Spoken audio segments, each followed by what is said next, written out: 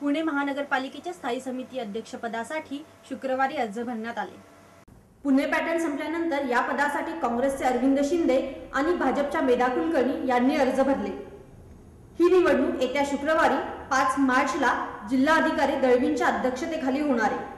स्थायी समितीचे विद्यमान अध्यक्ष निलेश निकम यांच्या पदाची मुदत या महिन्याअखेरीला संपणार आहे। ज्येष्ठ साहित्यिक कुसुमाग्रजांच्या जयंतीनिमित्त मराठी माध्यम रत्न पुरस्कार देण्यात येतो।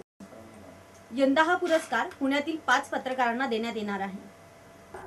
नंदकुमार काकिर्डे यांना व्यापार आणि कायदेविषयक लेखनासाठी तर क्रीडा पत्रकारितेतील विशेष कामगिरीसाठी प्रकाश पायगुडे यांना हा पुरस्कार देण्यात येणार आहे। नागरी समस्या आणि पर्यावरण लेखनासाठी सुनील माळे यांना तर श्रीधर लोणी यांना विज्ञान आणि पर्यावरण लेखनासाठी हा पुरस्कार देण्यात येणार आहे। इलेक्ट्रॉनिक माध्यमातील पत्रकारितेकरता अद्वैत मेहता यांना माध्यम रत्न पुरस्कार देण्यात येणार आहे। हे पुरस्कार पत्रकार परिषदेत जाहीर करण्यात आले। हे पुरस्कार एप्रिलमध्ये प्रदान करण्यात येतील असं रोहित टिळक यांनी यावेळी सांगितलं। मराठी भाषा संवर्धन प्रतिष्ठान आणि लोकमान्य टिळक प्रतिष्ठान यांच्या संयुक्त विद्यमाने हा पुरस्कार जाहीर करण्यात आला। महाराष्ट्रातील संत्रा उत्पादक आणि ग्राहकांना फायदा व्हावा यासाठी पुण्यात महाराष्ट्र पणन मंडळातर्फे संत्रा महोत्सव आयोजित करण्यात आलाय। पुण्याच्या बालगंधर्व रंगमंदिरात हा महोत्सव भरण्यात आलाय। महोत्सवात सुमारे 40 स्टॉल आहेत।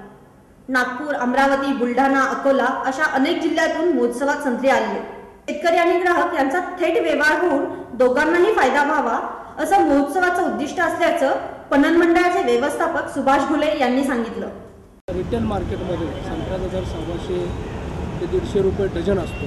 अशा वेळेस या महोत्सवाच्या माध्यमातून ग्राहकांना सुद्धा हा संत्रा 60 ते 80 रुपये डझनाने मिळतो। म्हणजे ग्राहकांचा सुद्धा फायदा आहे। आणि दुसरी गोष्ट, शेतकऱ्यांना ज्यावेळेस ते होलसेल मार्केटमध्ये विकतात त्यावेळेस त्यांना 40-30 रुपये डझनसुद्धा दर मिळत नाही, परंतु आज या ठिकाणी त्यांना जर आपण पाहिलं तर 80 रुपयापर्यंत प्रति डझनाला दर मिळतो। आम्हाला संत्र्यामागे दुपटीने फायदा मिळतो असं स्टॉल धारकांनी सांगितलं।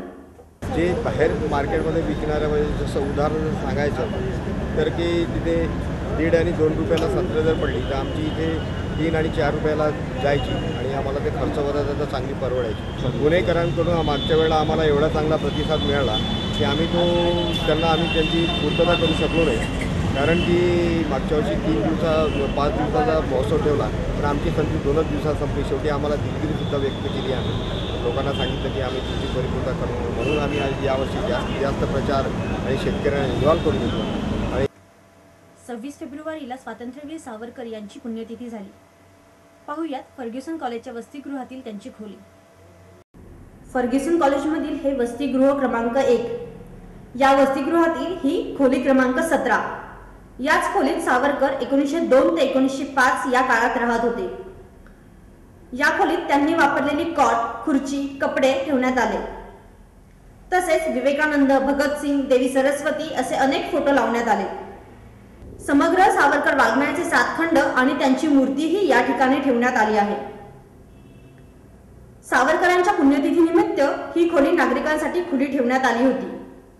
ही खोली पाहण्यासाठी नागरिकांनी आणि विद्यार्थ्यांनी मोठी गर्दी केली होती। आपला परिसर ट्रस्ट आणि तरंगिणी सांस्कृतिक प्रतिष्ठान यांच्यातर्फे अपर्णा केळकर हिला युवा गायक पुरस्कार तर यशवंत बुवा जोशी यांना कृतज्ञता पुरस्कार प्रदान करण्यात आला। हे पुरस्कार गेल्या 4 वर्षापासून देण्यात येतात। युवा गायक व कृतज्ञता पुरस्कार ज्येष्ठ गीतकार सुधीर मोघे यांच्या हस्ते अपर्णा केळकर व यशवंत बुवा जोशी यांना देण्यात आला। यावेळी अभिनेते सुबोध भावे, स्थायी समिती अध्यक्ष निलेश निकम, अंकुश काकडे, उज्ज्वल केसकर, विनय फडणीस आदी उपस्थित होते। राज्यस्तरीय महाराष्ट्र कुस्ती महावीर स्पर्धा आयोजित करण्यात आली आहे। ही स्पर्धा लातूरमध्ये 7 मार्चला सुरू होणार आहे। विश्वशांती केंद्र आळंदी, मायस MIT पुणे व महाराष्ट्र राज्य कुस्तीगिरी परिषद यांच्या वतीने ही स्पर्धा आयोजित करण्यात आली आहे। ही स्पर्धा लातूर जिल्ह्यातील रामेश्वर रुई येथे होणार आहे। 7 आणि 8 मार्चला ही स्पर्धा होणार आहे। या स्पर्धेचे उद्घाटन राज्याचे ग्रामविकास मंत्री जयंत पाटील यांच्या हस्ते होणार आहे।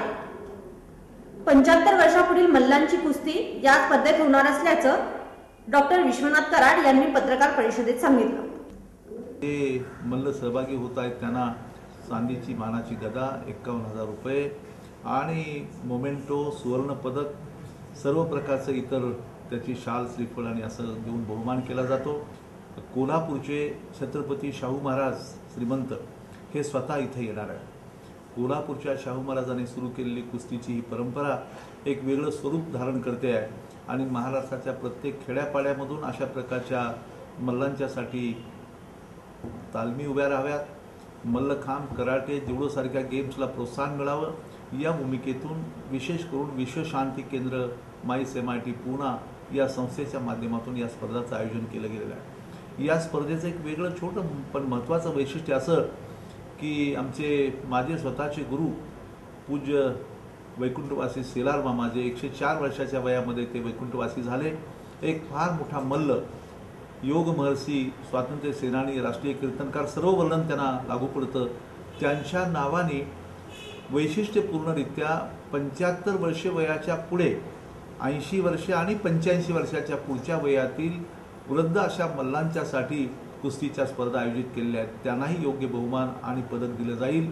आणि त्याचबरोबर कुमार गटातल्या मुलांच्याकरता 50 किलोपेक्षा कमी गटातील मुलांच्याकरता विशेष स्पर्धांचं आयोजन केलं गेलेलं आहे. आणि मला असं वाटतं की संपूर्ण महाराष्ट्राचं एक वैभव, महाराष्ट्राची कीर्ती, छत्रपती शिवरायांच्या भूमीचं वेगळं स्वरूप सर्व जगाच्या समोर मांडण्याच्या भूमिकेतून आज ना उद्या याच तालमीमधून वायुपुत्र हनुमान व्यायामशाळा रामेश्वर या ठिकाणी जे आता मुलामुलींनाही या क्षेत्रात प्रोत्साहन दिलं जातं, मला असं वाटतं की आज ना उद्या हे अगदी थेट ऑलिम्पिक स्तरापर्यंत, कॉमनवेल्थ गेम्सपासून ऑलिम्पिक स्तरापर्यंत या खेड्यापाड्यातली मुलं कुस्तीच्या क्षेत्रामध्ये आपलं नाव कमावतील या भूमिकेतून हे सर्व कार्य चालू आहे.